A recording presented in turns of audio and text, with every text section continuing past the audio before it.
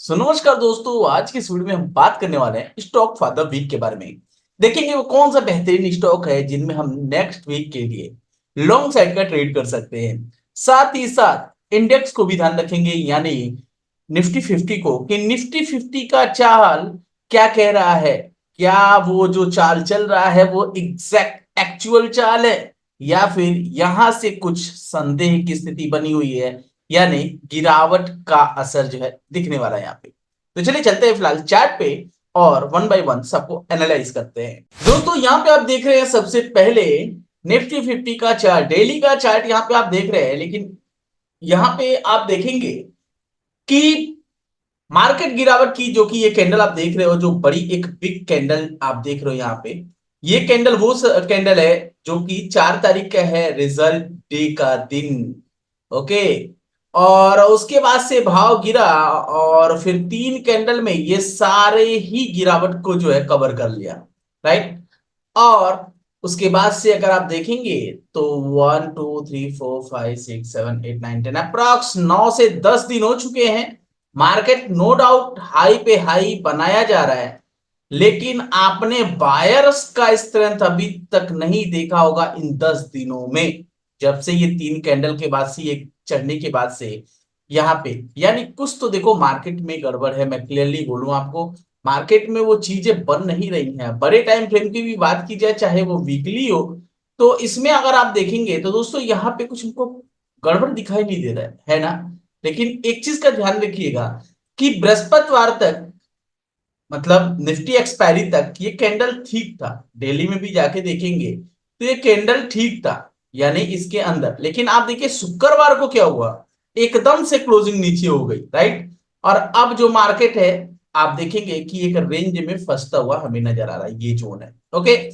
Monthly time frame की बात किया दोस्तों, तो ये भी मान के चलिएगा कि मंथ का लास्ट जो ट्रेडिंग सेशन होगा इसमें ही ये वीक होगा। इस बात को आप मान के चलिए, क्योंकि मेरा अनुभव जैसा मैंने अभी तक देखा है, जो समझा है मार्केट को, मार्केट हमेशा ही वीकली में शुक्रवार को और मंथली में लास्ट ट्रेडिंग सेशन से 1 2 दिन आगे पीछे, ठीक है, यहां पे जो है मार्केट अपनी चाल को पलट देता है। ठीक है, तो ये ध्यान रखिएगा। चलिए अब बात कर लेते हैं दोस्तों कि मार्केट का इंपॉर्टेंट लेवल क्या है। सो देखिए बहुत इंपॉर्टेंट हो जाता है। तो एक चीज ध्यान रखिए दोस्तों कि 23,465 यहाँ पे जो निकटतम रेंज है, 23,465, ये बहुत इंपॉर्टेंट लेवल है फिलहाल। और क्लोजिंग के बिहाफ पे दोस्तों बात की जाए तो ये एक मेजर सपोर्ट एरिया है। ओके। ये लेवल फिसला तो हम आ जाएंगे कुछ इस जोन के आसपास। राइट। जो कि है, वो मैं आपको बताना चाहूंगा, जो कि है 23,337 और 23,319। ठीक है, तो नीचे वाला जो मेजर है वो है 23,337 और 23,319। ठीक है, राउंड फिगर नंबर आप बना लीजिएगा। तो ये दो लेवल यहाँ पे आ रहा है जो इसके नीचे मेजर सपोर्ट के एरिया पे है।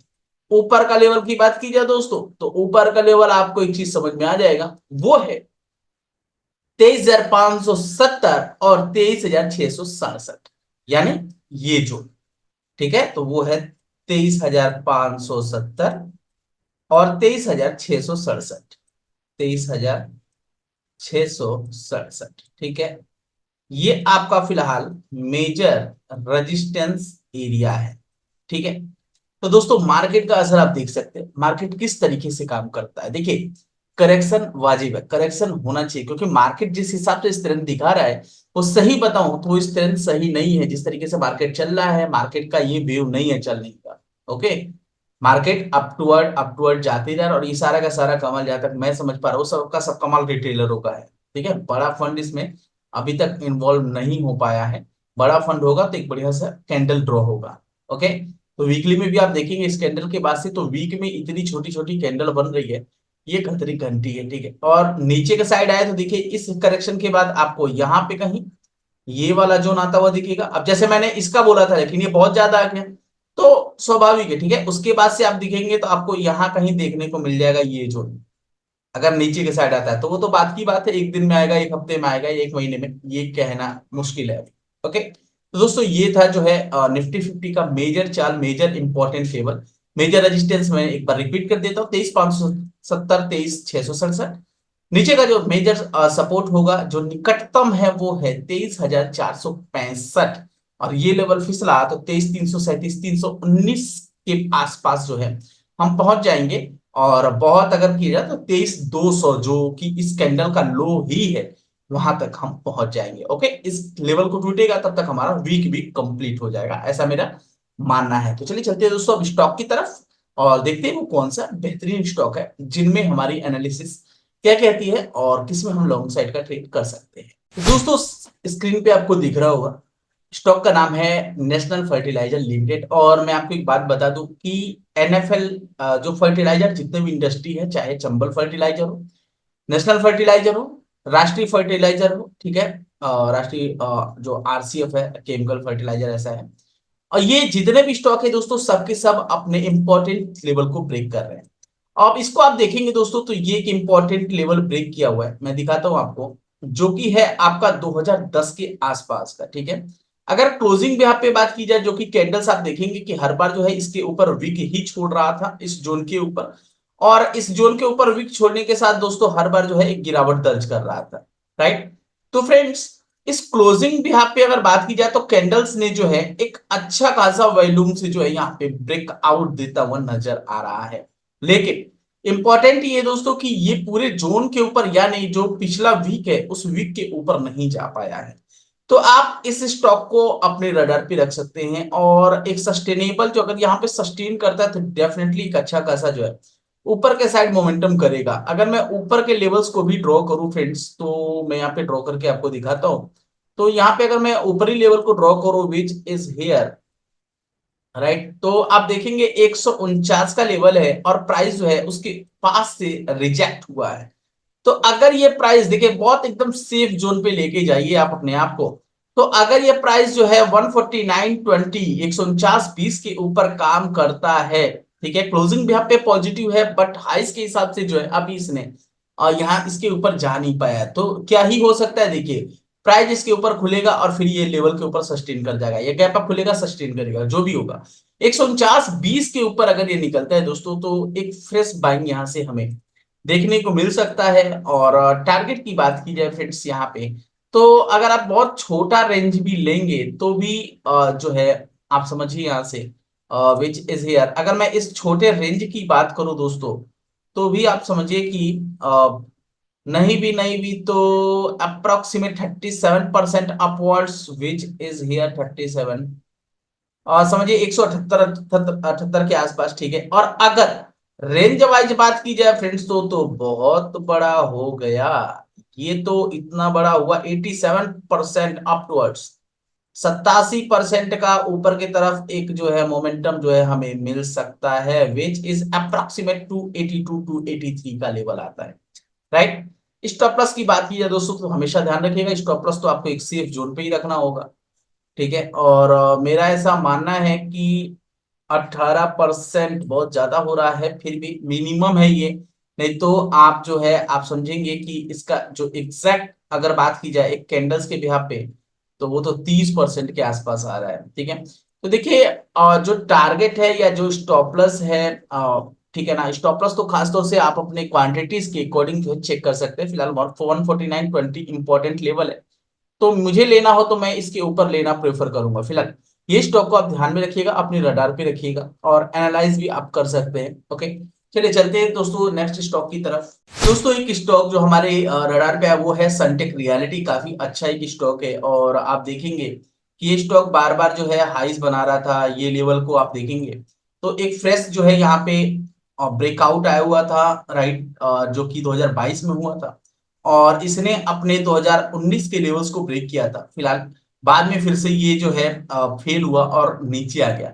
अब इसका इंतजार हो रहा था कि ये लेवल्स टूटे, लेकिन आप देखेंगे कि यहां से एक सेलिंग आया था और ये जोन यहां से फेल हुआ था। ओके, अब जो है फ्रेंड्स, अगर मैं इस जोन को मार्क करूं तो आप देखेंगे कि एक बढ़िया सा जो है यहाँ पे हमें क्लोजिंग देता हुआ दिखा है। चूंकि रियल एस्टेट में फ्रेंड्स अभी तेजी का माहौल जारी है, तो इस स्टॉक को भी आप नजर कर सकते हैं, देख सकते हैं, राइट। और बात की जाए दोस्तों यहाँ पे रिस्क की, तो देखिए बहुत छोटा सा रिस्क जो है आपको लेना होगा, विच इज अप्रोक्सीमेट 15 to 16%, ठीक है। इंपॉर्टेंट लेवल जो कि 532 है, तो इसके नीचे क्लोजिंग बिहाफ पे हमारा स्टॉप लॉस होना चाहिए। ठीक है, और कैंडल बिहाफ पे 547 के नीचे क्लोजिंग बिहाफ पे ही होएगा, तब तक तो 530 भी छू ही देगा। ओके, और टारगेट की बात की जाए दोस्तों, तो देखिए मैं इस मेजर की बात की जाए तो मैं इसे ही मेजर मानूंगा, ये वाले जोन को। तो first range it is here 49% upwards, तो 49% मतलब आप समझ सकते हैं कि 800 के आसपास तक का लेवल हो रहा है, और अगर पूरा ही लिया जाए तो 73% हो रहा है। तो 73% आप समझिए, 73% हो रहा है अप्रोक्स 935 930 के आसपास। ठीक है, तो ये स्टॉक्स में भी एक अच्छा खासा रैली हमें देखने को मिल सकता है। ओके, लेकिन ध्यान रखिएगा मार्केट का जो सिनारियोज है। अच्छा देखिए, इस स्टॉक को मैं क्यों कह रहा हूं ज्यादातर, तो अगर आप इस स्ट्रक्चर को भी पढ़ने की कोशिश करेंगे तो आप देखिए कि ये जो है अभी फिर से, यानी ये जो लो है प्रोटेक्टेड है, ये प्रोटेक्टेड है, ये प्रोटेक्टेड है, यहाँ प्रोटेक्टेड है। ठीक है, और उसके बाद से यहाँ पे भी ऐसा ही हुआ था, प्रोटेक्टेड ही था, लेकिन बाद में फेल। लेकिन जब रेंज फेल हो फ्रेंड्स, तो ध्यान रखिएगा पोजीशंस टाइम से कट हो जाना चाहिए। ओके, चलिए चलते हैं नेक्स्ट स्टॉक की तरफ। दोस्तों आज का हमारा तीसरा स्टॉक है डीबीएल, दिलीप बिल्डकॉन लिमिटेड, और आपको दिखेगा कि एक ट्रेंड लाइन यहाँ पे टूटता हुआ नजर आ रहा है, राइट। और ये ट्रेंड लाइन जो फॉलोअप ले रहा था ये मार्केट, ये स्टॉक पर्टिकुलर वो 2018 का था, और 2021 अगेन कोशिश किया, फेल हुआ अप्रैल में, और मई में जो है एक अच्छा खासा यहाँ से ब्रेकआउट आता हुआ हमें नजर आ रहा है वीकली टाइम फ्रेम पे। ओके, तो ये बात का ध्यान रखिए। चलिए देखिए इंपॉर्टेंट लेवल क्या है दोस्तों, तो क्लोजिंग अभी हुआ है फ्रेंड्स, तो इसमें क्या हो सकता है कि हमारी जो एंट्री प्राइस होगी फ्रेंड्स, वो तो 542 के आसपास जो है हो सकती है। स्टॉप लॉस की बात की जाए दोस्तों 12% नीचे, यानी 476 के नीचे क्लोजिंग भी पे होगा। पहला हर्डल की बात की जाए दोस्तों, तो देखिए यहां से अगर हम पहला हर्डल बात करें, तो ही आ रहा है हमारा 38%, विच इज अप्रोक्सीमेट 750 के आसपास। और उसके बाद जो हमारे पास दूसरा टारगेट आएगा 882, देन फिर से हमारा 1200, और अगेन फिर से जो है हम अपवर्ड जाएंगे। आप देखेंगे दोस्तों कि इससे पहले अगर आप वॉल्यूम को चेक करेंगे तो कुछ ज्यादा खास नहीं हो रहा था, लेकिन हाल फिलहाल में जो है यहाँ पे बड़े प्लेयर्स जो है एंट्री कर रहे हैं, और बड़ा बड़ा वॉल्यूम जो है यहाँ से ड्रॉ हो रहा है। तो जैसे मैं आपसे बोल रहा हूँ कि रियलिटी सेक्टर में भी तेजी है, ठीक उसी प्रकार फर्टिलाइजर में भी तेजी है, केमिकल्स वगैरह में, है ना। तो आप उसको देख सकते हैं। अशोका बिल्डकॉन है दोस्तों, थोड़ा सा ऊपर है, लेकिन वो स्टॉक को भी आप जो है देख सकते हैं। लेकिन फिलहाल जो है दिलीप बिल्डकॉन दोस्तों हमें अच्छा लग रहा है, तो इसमें एंट्री जो हमने आपको बताया या टारगेट होगा, वो सारी चीजें हमने यहाँ पे डिस्कस कर ली। अच्छा देखिए मैं आपको फिर से बता दूं, ये जितनी भी स्टॉक्स हमने दिखाए हैं वो स्टॉक्स एनालिसिस बेसिस पे है। हमारा जो भी स्टॉक है जो मैंने रडार पे आया, मैं उसमें क्या सोच रहा हूँ, मेरी साइकोलॉजी क्या है, कहाँ पे मुझे इंटर होना चाहिए, क्या स्टॉप लॉस और क्या टारगेट होगा, पहला हर्डल होगा, तो वो सारी चीजें मैं अपनी एनालिसिस को शो कर रहा हूँ। ठीक है, आप कोई भी ट्रेड लेना हो तो रिक्वेस्ट यही है दोस्तों कि आप एनालिसिस जरूर कर लीजिएगा, या आप जिससे भी एनालाइज कराते हैं, फाइनेंशियल एडवाइजर कोई रखा हुआ है, तो आप उनसे एडवाइस जरूर ले लीजिएगा। ठीक है, यहाँ पे केवल और केवल मैं अपनी एनालिसिस ही शो कर रहा हूँ कि मैं क्या सोचता हूँ पर्टिकुलर स्टॉक्स में।